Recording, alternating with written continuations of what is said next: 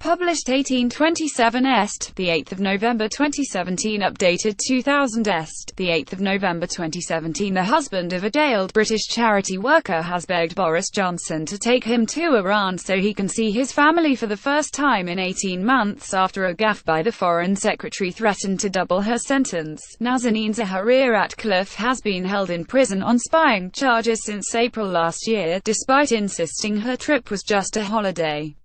But the Foreign Secretary wrongly said the charity worker was simply teaching people journalism during a 2016 trip to Iran in April last year, which is now being used as evidence to lock her up for a longer. Mr. Johnson has promised to fly out to Iran in a bid to free Mrs. Zaharia-Ratcliffe, but her husband, Richard Ratcliffe, is now eager to join him so he can see his wife and 3-year-old daughter, Gabriella, who is also stuck in Iran. Nazanin Zaharia-Ratcliffe is in prison in Iran after she was arrested on holiday. It is feared she could face a longer sentence after Boris Johnson mistakenly said she was training journalists. Nazanin Zaharia-Ratcliffe, who is jailed in Iran, and her 18-month-old daughter Gabriella told The Sun, "I will ask Boris if I can come with him when he visits Tehran, and travel under his protection. Not seeing Nazanin and my daughter in all this time has been really tough." The Iranians have kept stalling. It comes after Mr. Johnson finally confirmed he would meet her husband, after several public protestations by Mr. Ratcliffe that his requests for face-to-face dialogue were repeatedly ignored. The Foreign Secretary faced calls to resign after he mistakenly said Nazanin Zaharia-Ratcliffe, 38, was arrested after teaching journalists in the country. His statement was seized upon by some parts of the Iranian judiciary, who used it to haul the British Mo-Theraphone back to court to face fresh propaganda charges. Mrs. Zaharia-Ratcliffe is serving a 5-year jail term following a secret trial in which she was convicted of plotting against the state. The Iranian judiciary's High Council for Human Rights said Mr. Johnson's remarks shed new light on her trip. At the weekend she was hauled back to court to face new charges of propaganda against the regime that could result in her sentence being doubled. Boris Johnson, pictured in Washington on Wednesday, faced calls to resign after he mistakenly said Nazanin Zaharia-Ratcliffe, 38, was arrested after teaching journalists in the country. Boris Johnson walks with British Ambassador to the United States Kim Darach following a meeting with U.S. Senate Majority Leader Republican Mitch McConnell. Her husband said she wept with despair after the latest development. Their daughter Gabriella, 3, has been praying to God for her mother's release. Mr. Johnson said he was sorry if his remarks had been misconstrued, but insisted they provided no justifiable basis for further charges against her. Earlier this week he telephoned his Iranian counterpart Javad Zarif to insist the government backed Mrs. Zaharia-Ratcliffe's claim that she was on holiday at the time of her arrest and requested her release on compassionate grounds. He said Mr. Zarif had told him that there was no link between his comments and the new charges against Mrs. Zaharia-Ratcliffe, which followed 2 days later. Mr. Johnson faced a backlash from MPs after refusing to accept he had been wrong. Former Tory Minister Anna Soubry said the lack of contrition is as shameful as the original error. Boris Johnson doesn't understand the magnitude of the job and responsibility he holds. Former Labour Minister Yvette Cooper rounded on Mr. Johnson, telling him the lives and safety of British citizens across the globe depend on having a Foreign Secretary who does not bluster and who is not too careless or too lazy to consider his words. Will he now apologise? Does he accept that he cannot be trusted to do this job and that he should resign? Shadow Foreign Secretary Emily Thornberry said it was clear Theresa May lacked the strength and authority to sack Mr. Johnson. But she added, how about the Foreign Secretary himself shows a bit of personal responsibility and admits that a job like this, where your words hold gravity and your actions have consequences, it is simply not the job for him. Ms. Zaharia-Ratcliffe and her husband, Richard, who works in the city as an accountant in Mr. Johnson, hit back, urging critics to train their fire on the Iranian regime. He said Ms. Thornberry can choose to heap blame onto the Foreign Office, which is trying to secure the release of Nazanin Zaharia-Ratcliffe, but in so doing she deflects blame and accountability from those who are truly responsible, the Iranian regime. Mr. Ratcliffe said his wife had wept down the phone after being told she would face fresh charges. She was just saying, "Why do I have to suffer? Why does my baby have to suffer?" She was gutted and furious, and cried most of the call. Former Labour Foreign Secretary Jack Straw accused Mr Johnson of a grave error, which he should have been much quicker to correct. Mr Ratcliffe dismissed Mr Johnson's claim that his words had been misconstrued, saying, "We all interpreted it in the same way, including the Iranian authorities." But he welcomed the Foreign Secretary's promise of renewed diplomatic efforts to free his wife. Downing Street said last night Theresa May had confidence in Mr Johnson. How a British mother's trip to Iran with her 18-month-old toddler turned into the stuff of nightmares for a woman supposedly leaving for a daring, clandestine operation to overthrow a foreign state, Nazanin Zaharia-Ratcliffe packed very oddly. Rather than secret radios or James Bond-style gadgets, the new mother took few of her own clothes, so as to leave space for all the essentials needed to transport an 18-month-old toddler. The nappies, clothes, baby wipes and bottles were packed at home in West Hampstead, northwest London, where Nazanin lived with her English husband, Richard, a city accountant, and their daughter Gabriella. The family drove to Gatwick Airport on March 17 last year, had a meal at Giraffe Cafe, and chased after Gabriella as she ran through the airport giggling, her favourite blue rucksack on her back with a Peppa Pig toy inside. Ms. Zaharia-Ratcliffe's family said she was heartbroken when she learned about the setback. A dual British-Iranian national, Nazanin was flying to Iran to show her parents their new granddaughter. But, rather than joy, the trip turned into the stuff of nightmares. Today, more than 18 months after setting off, Nazanin is being held at Tehran's notorious Evin prison, a hellish place with secret cells where torture and UAL assault of prisoners is rife. Nazanin, 38, was arrested at Tehran Imam Khomeini International Airport as she prepared to board a flight back to London on April 3. She was hustled out of the airport and then disappeared. It later transpired that she had been held for 45 days in solitary confinement without access to a lawyer. Her crime, according to Iran's Revolutionary Guards, the charity worker was identified and arrested after massive intelligence operations and was one of the heads of foreign-linked hostile networks. Her family assume this may have been because of her job with the Thomson Reuters Foundation, whose stated aim is to bring together corporations, civil society, activists, philanthropists and top decision-makers to tackle some of the world's most pressing issues. She was also alleged to have conducted various missions, leading her criminal activities under the direction of media and intelligence services of foreign governments. Family in Iran received a phone call from the Revolutionary Guard saying her investigation relates to an issue of national security. The authorities separated Nazanin from her daughter and confiscated her British passport. Eventually, Gabriella was looked after by her grandparents. Richard, who had stayed in London, has been unable to obtain a visa to Iran. Feeling powerless, he pleaded for help to the British government, saying there has been no due process, no formal charges, no access to a lawyer, no explanation and no one has been able to see her. I cannot see how this could be based on any substance. It's stud cruelty. If your national security is chasing young mothers and babies, that is just crazy. In the meantime, it was reported that Nazanin had received a 5-year jail sentence on a spying charge after a secret trial. And so the case dragged on until Boris Johnson's maladroit comments to the Commons Foreign Affairs Select Committee last week, playing into the Tehran regime's hands by saying Nazanin was teaching people journalism. The comment, which Johnson has since made clear was a mistake, provided the excuse for Iran's Revolutionary Council to haul Nazanin to a special court hearing in Evin prison. Weak, depressed and with her hair falling out from trauma, she was told her sentence would be doubled and she'd have to serve another 5 years in jail. Iranian officials said Mr. Johnson's statement has shed new light on the realities about Nazanin, which has been strongly denied previously by both her family and human rights activists such as Iranian Nobel Peace Prize winner Shirin Ebadi.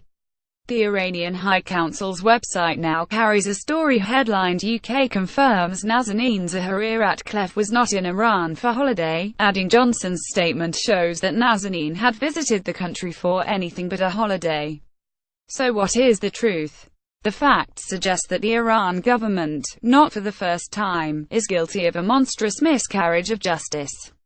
Of course, it was Iran which imposed a death sentence on Salman Rushdie in 1989 for alleged blasphemy in his book, The Satanic Verses.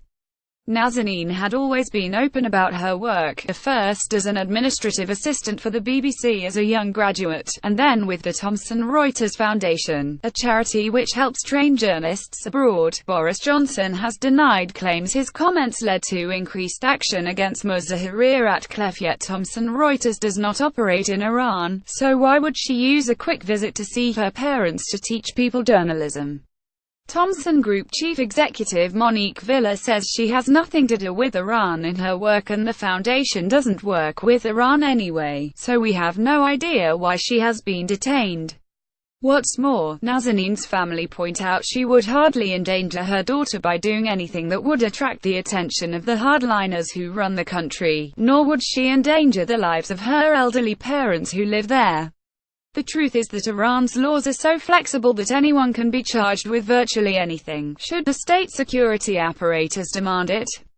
Charges drawn from the Islamic Penal Code include gathering and colluding to commit crimes against national security, forming a group composed of more than two people with the purpose of disrupting national security and/or membership of a group with the purpose of disrupting national security.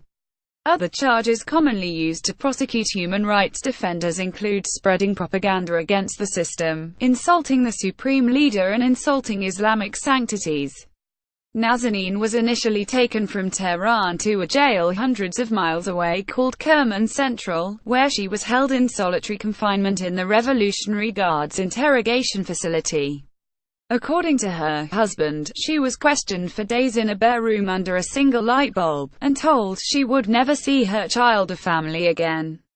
He said the authorities seemed convinced that her work with Thomson Reuters and previous job as an assistant for BBC Media Action, the corporation's international development charity, posed a threat to Iranian national security.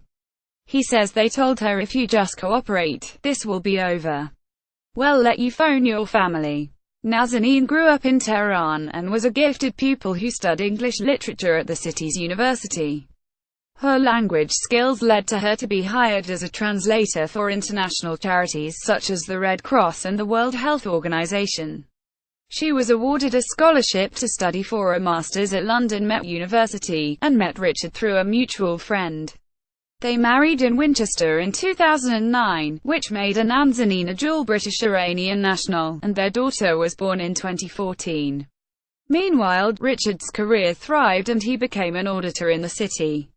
The family had traveled to Iran before without any difficulty, and visa applications meant the authorities were aware of their employment records.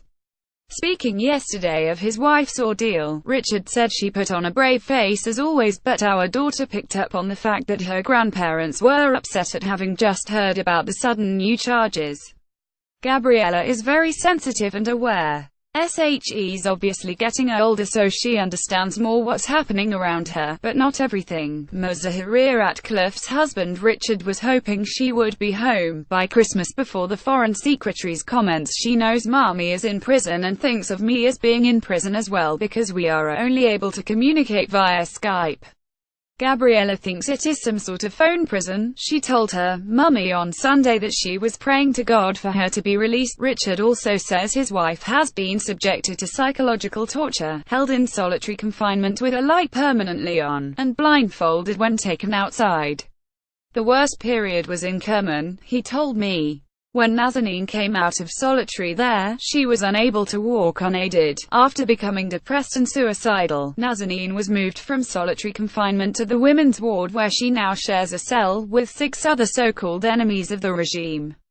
Heartbreakingly, father and daughter maintain the relationship almost 3,500 miles apart by playing games on the phone. She reads to her dollies with me on the phone. We did the best we can, he says. Nazanin has been allowed weekly visits from her daughter, and her husband has promised not to bring Gabriella back to London until his wife is freed.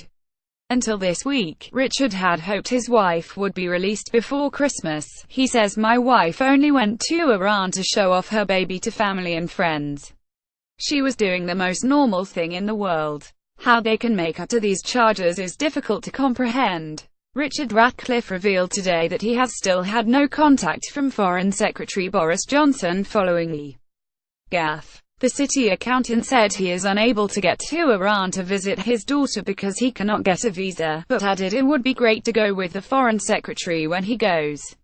However, he also told ITV's Good Morning Britain that he had not spoken to Mr. Johnson.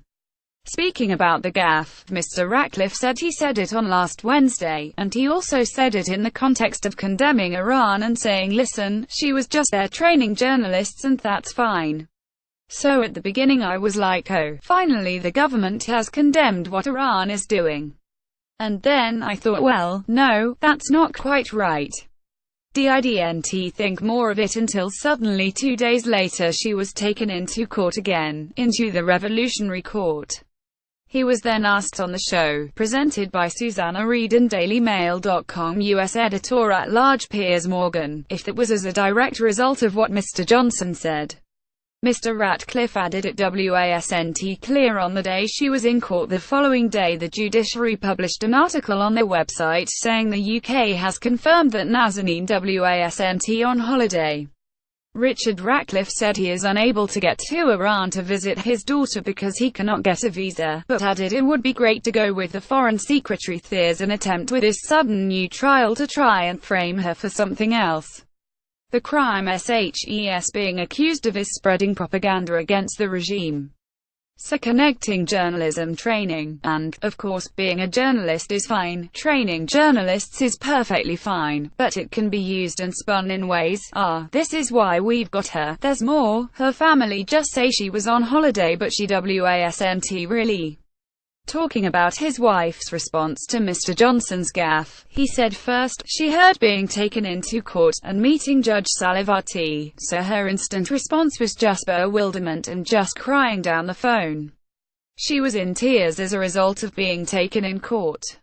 And then was sort of why and what's happened. So I said well maybe it was because of the Foreign Secretary. In fairness, it was clearer once the article came out. Mr. Ratcliffe Centre appeared on Good Morning Britain with presenters Susanna Reid and DailyMail.com US editor-at-large Piers Morgan left, along with MP Tulip Siddiq, and journalist Tom Newton Dunn. Wright asked if more attention on his wife's case after Mr. Johnson's gaffe could actually be positive. Mr. Ratcliffe said the hope is that more people looking and seeing, look, this is just outrageous, can only, the truth will come out. Obviously it was a really tough week. It was a tough week that she was brought into court. The sort of going around, the media attention, the care that people give, the care that your viewers have given, and all the comments we get on our petition, that helps keep me going. He added a wife at the end of the phone every so often just asking me will I be home for Christmas, looking for that reassurance, asked how his daughter is coping. He said she's okay, SHES obviously too little to really understand. She picked up on Sunday how upset her mummy was and how upset her granny was. And that they were quiet and gave them a big cuddle to try and cheer them up.